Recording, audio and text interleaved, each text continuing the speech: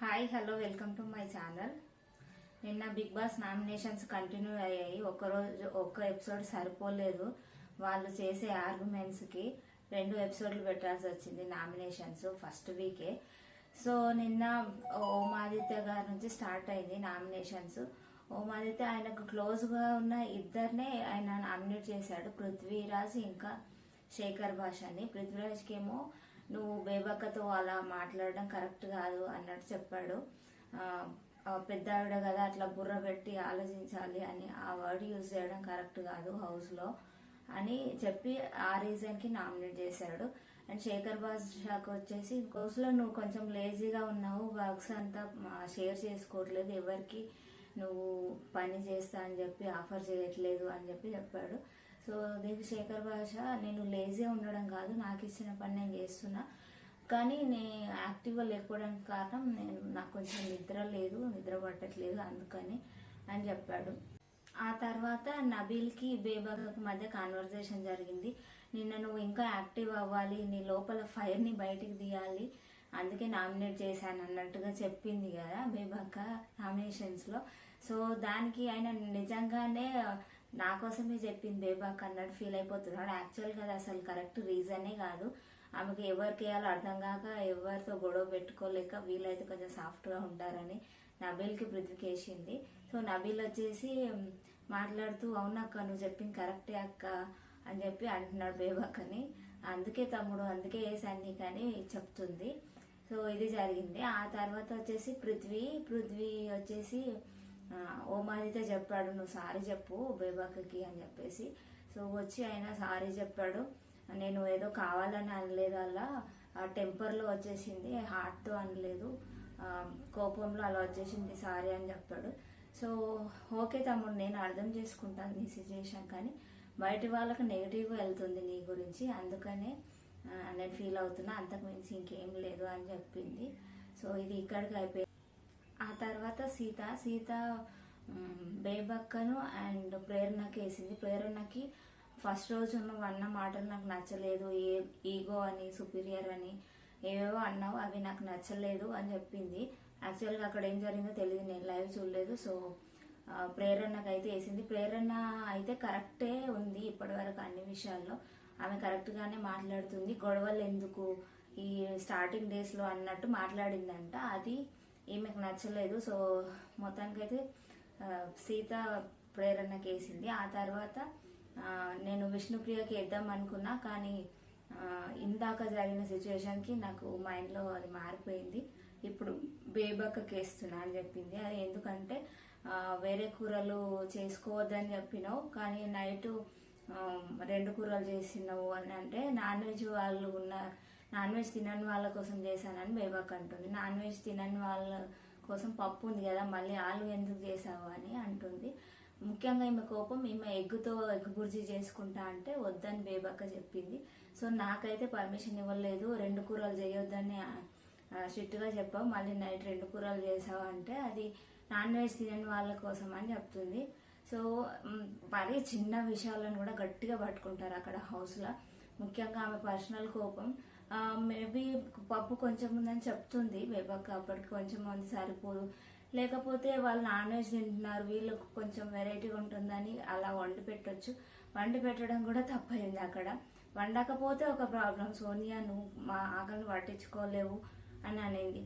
At least వాళ్ళ కోసం ఒక వెరైటీ వండి పెడితే నువ్వు 2 కూరలు ఎందుకు చేసావు అని, ఇలా ప్రతిదీ తప్పే. హౌస్లో ఏం చేసినా పాయింట్ పట్టుకోవడానికి రెడీగా ఉంటారు. సో బేబక్కనైతే ఈ రీజన్తో సీత నామినేట్ చేసింది. బేబక్క బాగానే డిఫెండ్ చేసుకుంది, ఆమె పాయింట్స్ అయితే ఆడియన్స్కి రీచ్ అయినాయి.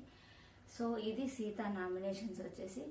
సో వీళ్ళ నామినేషన్ తర్వాత చీఫ్ నైనిక వచ్చేసి బేబక్కను నామినేట్ చేసింది. ఇద్దరిలో సీత నామినేట్ చేసిన ప్రేరణ బేబక్కలో నైనిక వచ్చేసి కరెక్టే, సీత చెప్పిన పాయింట్ కరెక్టే అని చెప్పేసి బేబక్కను నామినేట్ చేసింది. విష్ణుప్రియ వచ్చేసి ఆర్జే శేఖర్ భాషను నామినేట్ చేసింది. ఇది సేమ్ రీజనే, అందరు చెప్పినట్టే మీరు కొంచెం వర్క్ షేర్ చేసుకోవట్లేదు, కొంచెం లేజీగా అనిపించారు అని చెప్పింది. సో దానికి శేఖర్ భాష కూడా ఎక్కువ ఆర్గ్యూ చేయదలుచుకోలేదు, మేబీ అది నిజమైండొచ్చు. అంటే కావాలని చేయకపోయినా ఆయన నిద్ర లేనందుకు అట్లా యాక్టివ్గా ఉండలేకపోయినట్టున్నాడు. అందుకని ఓకే నేను యాక్సెప్ట్ చేస్తా అని చెప్పిండు. ఆ తర్వాత విష్ణుప్రియ వచ్చేసి సోనియాను నామినేట్ చేసింది. సో ఒక పప్పు కుక్కర్ విషయంలో పాపం ఆమె మంచిగా వండి పెడితే బేబక్క ఆమె నామినేట్ చేసావు, మన కోసం కదా చేసింది. ఆ కుక్కర్ ఏదో వెరైటీగా ఉంది, నేనైతే ఎప్పుడు చూడలేదు, అది టెక్నికల్ ఇష్యూ అయితే దానివల్ల పాపం బేబక్కను నామినేట్ చేసావు అన్నట్టు చెప్పింది. అయితే అలాంటప్పుడు తీసుకోవద్దు, బాధ్యత తీసుకుంటే చేయాలి అన్న తర్వాత ప్రేరణ వచ్చేసి మణికంఠ అండ్ సోనియాని నామినేట్ చేసింది. మణికంఠ నామినేట్ చేసినప్పుడు అది చాలా సేపు అయింది లైవ్లో. అయితే మణికంఠ చెప్పు పర్లేదు నీ స్టోరీ చెప్పని ప్రేరణ అడిగినప్పుడు మొత్తం ఆయన స్టోరీ మొత్తం చెప్పాడు. సో అందరూ చాలా ఏడ్చారు, ముఖ్యంగా అమ్మాయిలు. యష్మి అయితే ఇంకా తట్టుకోలేక ఎక్కిళ్ళు పెట్టి మరీ ఏడ్చింది ఆమె. సో అంతగా ఏడిపించేశాడు ఆయన స్టోరీ చెప్పి. కోర్స్ ఆయన స్టోరీ చాలా బ్యాడ్గానే ఉంది, కాకపోతే అది ప్రతిసారి యూజ్ చేయడం వల్ల చూసే వాళ్ళకి ఈయన సింపతి గేమ్ ఆడుతున్నాడు అన్నట్టు అనిపించింది. సో అంతా అయ్యాక నువ్వు ఓపెన్గా ఉండు, మరి మాకు తెలియదు కదా, నువ్వు ఇట్లా ఉంటే మాకు ఎలా తెలుస్తుంది, నీ ఫేసే అంతని నువ్వు ఇప్పుడు మాకు చెప్తే కానీ తెలియట్లేదు అని చెప్పేసి ప్రేరణ చెప్పింది. సో చాలా జరిగింది, ఇది మొత్తం చెప్పుకోవాలంటే చాలా టైం పడుతుంది. సో మణికంఠ అయితే ఆయన స్టోరీ మొత్తం చెప్పి అందరిని ఏడిపించేశాడు. ఆ తర్వాత సోనియాను నామినేట్ చేసింది ప్రేరణ. నువ్వు అట్లా అందరినీ జడ్జ్ చేయడం కరెక్ట్ కాదు, మేము సీరియస్గా తీసుకోవట్లేదు గేమ్ అని చెప్పేసి. పొద్దున విష్ణుప్రియ ఏదో ఆమె మెడిటేషన్ చేసుకుంటుంటే ఇక్కడికి జాలీగా ట్రిప్కి వచ్చారు, మెడిటేషన్ చేసుకుంటున్నారు అన్నట్టు మాట్లాడావు, అది కరెక్ట్ కాదు, మేము సీరియస్గా తీసుకుంటున్నామో లేదో నువ్వెట్లా చెప్తావు అని చెప్పేసి సోనియాను నామినేట్ చేసింది. సో అయితే వీళ్ళిద్దరిలో వచ్చేసి నిఖిల్ సోనియాను నామినేట్ చేశాడు. సో నువ్వు అట్లా వేరే వాళ్ళని జడ్జ్ చేయడం కరెక్ట్ కాదు, నీ వర్డ్స్ కరెక్ట్గా యూజ్ చేయాలి, నువ్వు ఇష్టం వచ్చినట్టు అట్లా మాట్లాడడం కరెక్ట్ కాదు, వేరే వాళ్ళది కూడా నువ్వు తీసుకొని ఇదే కరెక్ట్ అని మాట్లాడావు, వాళ్ళు సీరియస్గా ఏం తీసుకోవట్లేదని అట్లా జడ్జ్ చేయడం కరెక్ట్ కాదు అన్నట్టు చెప్పాడు. సో మొత్తానికి అయితే సోనియాని నామినేట్ చేశాడు. మణికంఠ వచ్చేసి విష్ణుప్రియను ఆర్జే శేఖర్ భాషను నామినేట్ చేశాడు. విష్ణుప్రియకి అయితే ఆ ఫస్ట్ రోజు అన్న వర్డ్కి ఆయన హర్ట్ అయినట్టున్నాడు బాగా. నువ్వు ఆ వర్డ్ యూజ్ చేయడం నాకు నచ్చలేదు, అందుకే నీ ఎంబడి 3 days తిరిగాను నేను, నువ్వు మళ్ళీ ఇలా మాట్లాడతావా, నీ క్యారెక్టరే అంతనా, లేకపోతే నన్నే ఇలా అన్నావు అని చెప్పేసి 3 days అబ్జర్వ్ చేశాను అని చెప్పాడు. దానికి చాలా ఫీల్ అయింది విష్ణుప్రియ. నువ్వు నాతో జెన్యున్గా ఉన్నావు అనుకున్నా, మన ఇద్దరం మన పర్సనల్ స్టోరీస్, మన అమ్మ గురించి మా అమ్మ గురించి నీకు చెప్పాను, నీ స్టోరీ నాకు చెప్పావు, ఇవన్నీ జెన్యున్గా ఉన్నావు అనుకున్నావు కానీ నువ్వు నన్ను టెస్ట్ చేస్తున్నావు, చెక్ చేస్తున్నావు అని చెప్పేసి చాలా ఫీల్ అయిపోయింది ఆమె, నన్ను నువ్వు చీట్ చేసావు అన్నట్టు. తప్పేముంది, ప్రతి ఒక్కరిలో క్వాలిటీస్ ఉంటాయి, అమ్మాయిలాగా అబ్బాయిలాగా. అబ్బాయిల్లో అమ్మాయిని అర్థం చేసుకునే ఆ సున్నితత్వం ఖచ్చితంగా ఉండాలి, అది ఉంటేనే కరెక్ట్. నువ్వు దానికి ఎందుకు అంత ఫీల్ అవుతున్నావో నాకు అర్థం కావట్లేదు, నేను చెప్పింది తప్పని నేను ఇప్పటికీ కూడా అనుకోవట్లేదు అని చెప్పింది. అవును, నేను ఇంటి బాధ్యతలు చూసుకున్నా, మా ఫాదర్ లేరు కాబట్టి నాకు కూడా అబ్బాయిలాగా ఒక డామినేటింగ్ కమాండింగ్ టైప్ వస్తుంది. ఎవరైతే అబ్బాయిలు లేని ఇంట్లో, ఫాదర్ లేని ఇంట్లో పెరుగుతారో వాళ్ళకి బాధ్యత మన మీద వేసుకున్నప్పుడు ఆటోమేటిక్గా అబ్బాయిలా బిహేవ్ చేయడం స్టార్ట్ చేస్తాం, అది చాలా న్యాచురల్. అలానే నీ విషయంలో కూడా నేను చెప్పాను, ఆ ఫెమినైన్ క్వాలిటీస్ ఉన్నాయని చెప్పేసి. ప్రతి ఒక్కరిలో అవి ఉండాలి, 2 షేడ్స్ ఉండాలి, ఉంటాయి కూడా, కాబట్టి చెప్పినా నువ్వు దాన్ని తప్పుగా అర్థం చేసుకున్నావు అని చెప్పి చాలా బాగా డిఫైన్ చేసుకుంది. సో ఇది, కానీ దానికి మణికంఠ ఇంకా కూడా అగ్రి చేయలేదు. కాకపోతే విష్ణుప్రియ అయితే బాగా ఏడ్చేసింది, పాపం చాలా ఫీల్ అయినట్టుంది. సో ఆ తర్వాత మణికంఠ వచ్చేసి ఆర్జే శేఖర్ భాషని నామినేట్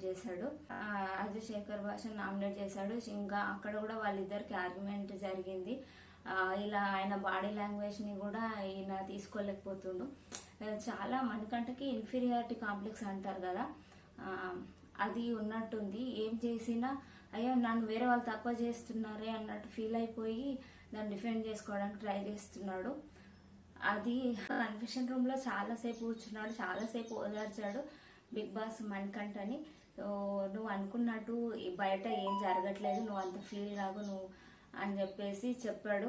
నాకు నా వైఫ్ కావాలి, నా పాప కావాలి, మా డాడీ కావాలని చెప్పేసి చెప్తున్నాడు. నేను ఎంతో సాధిద్దామని బిగ్ బాస్ హౌస్కి వచ్చినా కానీ అంతా రివర్స్ అయిపోతుంది అని అన్నాడు. సో నువ్వు ఇలా ఏడుస్తుంటే కాదు, నువ్వు ధైర్యంగా ఉండాలి, గేమ్ ఆడాలి అని చెప్పేసి బిగ్ బాస్ చెప్పి ఓదార్చాడు. చాలాసేపు ఉన్నాడు బిగ్ బాస్ హౌస్లో. డిఫరెంట్ యాంగిల్స్లో కూర్చున్నట్టు చూపించాడు ఆయన, ఐ మీన్ కన్ఫ్యూషన్ రూమ్లో. సో మొత్తానికైతే నేను నవ్వుతూ నా పర్ఫార్మెన్స్ చూపిస్తా అని చెప్పేసి లాస్ట్కి అయితే వచ్చేసాడు. ఇంకా హౌస్లో వాళ్ళు కూడా శేఖర్ భాష ఒక మాట అన్నాడు. అవతల వాళ్ళు యుద్ధంలో అవతల వాళ్ళు బాణాలు విసురుతుంటే నో నా బ్యాక్గ్రౌండ్, నా పాస్ట్ నీకు తెలీదు, నువ్వు నా మీద బాణాలు వేయడానికి వీల్లేదు అంటే కుదరదు కదా, యుద్ధంలోకి దిగినప్పుడు ఫైట్ చేయాల్సిందే అని చెప్పాడు. అది నిజంగా కరెక్ట్ పాయింట్. అండ్ ప్రేరణ కూడా వచ్చేసి ఇక్కడికి అయిపోయింది ఆయన సెంటిమెంటల్ స్టోరీ, ఇంకా మళ్ళీ యూజ్ చేయడానికి లేదు అని చెప్పింది. అది కరెక్టే. ఇంత అయిపోయిన తర్వాత, ఇంత డిస్కషన్ జరిగిన తర్వాత మళ్ళీ ఆయన ఆ స్టోరీని తెచ్చి చెప్పడానికి అయితే వీలు లేదు. ఒకవేళ హౌస్లో ఉంటే మళ్ళీ చెప్పాడంటే నిజంగా అది సింపతి గేమ్ అని అందరూ అనుకొని ఇంకా బయటకు పంపించే అవకాశం ఉంది ప్రేక్షకులు కూడా. సో ఏం చేస్తాడో చూడాలి మరి. ఈ వారం మాత్రం ఆయన బయటకు వెళ్ళిపోతే ఎలా ఉంటుందో అనే సిచ్యువేషన్ భయం వేస్తుంది అసలు చూడడానికి. మొత్తం చాలా హోప్స్ పెట్టుకొని వచ్చాడు ఆయన బిగ్ బాస్, ఉన్న కష్టాలన్నీ నాకు తీరిపోతాయి అన్నట్టు.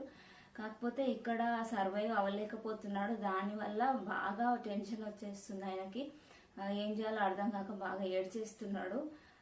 సో స్ట్రాంగ్గా లేడు మనిషి, ముఖ్యంగా మెంటల్గా చాలా వీక్ ఉన్నాడు. అందుకే అలా బాధపడిపోతున్నాడు. ఇంకా నాకు లైఫే లేదు బిగ్ బాస్ నుంచి వెళ్ళిపోతే, ఇందులో కానీ సక్సెస్ కాకపోతే అన్నట్టు మాట్లాడుతున్నాడు. ఏం జరుగుతుందో చూడాలి మరి. మేబీ పాపం ఆయన బాధను చూసైనా ఈ వీక్ ఉంచాలి అని అనుకుంటున్నా. కాకపోతే ఆయన నుంచితే మంచి కంటెస్టెంట్స్ వెళ్ళిపోయే ఛాన్స్ ఉంది. లైక్ పృథ్వీరాజ్ పర్ఫార్మెన్స్ ఏమంతా చూపించలేదు ఈ వీక్లో అయితే, కానీ ఆయన స్ట్రాంగ్ కంటెస్టెంట్ లాగానే అనిపిస్తున్నాడు. సో చూడాలి మరి ఎవరు వెళ్ళిపోతారో. Let's see. Thank you so much. Subscribe to my channel.